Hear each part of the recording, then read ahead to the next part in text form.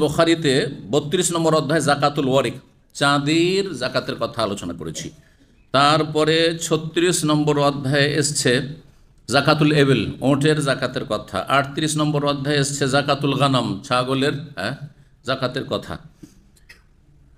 আর অন্য হাদিসে, সহিহ বুখারীর হাদিসে গরুর কথা নেই, কিন্তু অন্য হাদিসে সোনার কিতাবাদিতে রয়েছে। আর তারপরে আমাদের আলোচনায় আসবে জাকাতুল বাকার। আসছে, অধ্যায় কায়েম করেছেন, আর এমনি রয়েছে, কিন্তু জাকাতে গরুর নেশাবের কথাটি সোনার কিতাবাদিতে রয়েছে। আর এখানে রয়েছে বাবু জাকাতুল বাকার। ৪৩ নম্বর অধ্যায় আসছে, ইনশাআল্লাহ আজকে পৌঁছিব সেখানে। গরুর জাকাত, গরু যতগুলি ক্যাটাগরির গরু হইতে পারে, এমনকি মহিষ পর্যন্ত। যদি মহিষ গরুরই একটি ধরন ওলামারা বলেছে, নও মিনাল বাকার।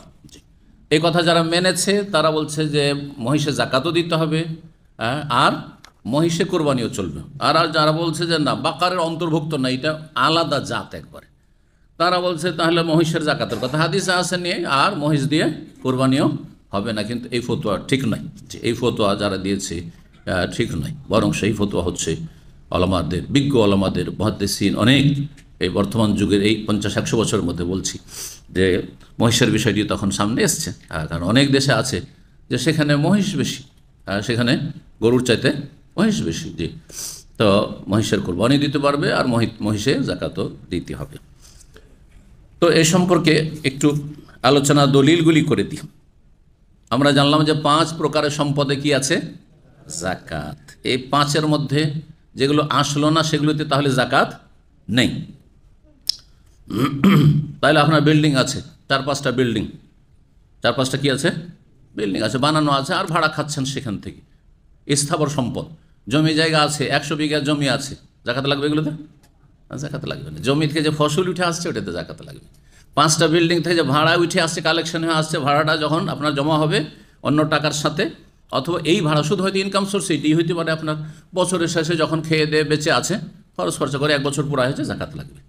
জি, কিন্তু বিল্ডিং বানানো যদি আপনার ব্যবসা থাকে, রিয়েল এস্টেটের ব্যবসা, 10-10টা বিল্ডিং আছে, বানিয়েছেন আবার বিক্রি করছেন, বানাচ্ছেন সেল করছেন, বানাচ্ছেন সেল করছেন, জাকাত লাগবে না? লাগবে না?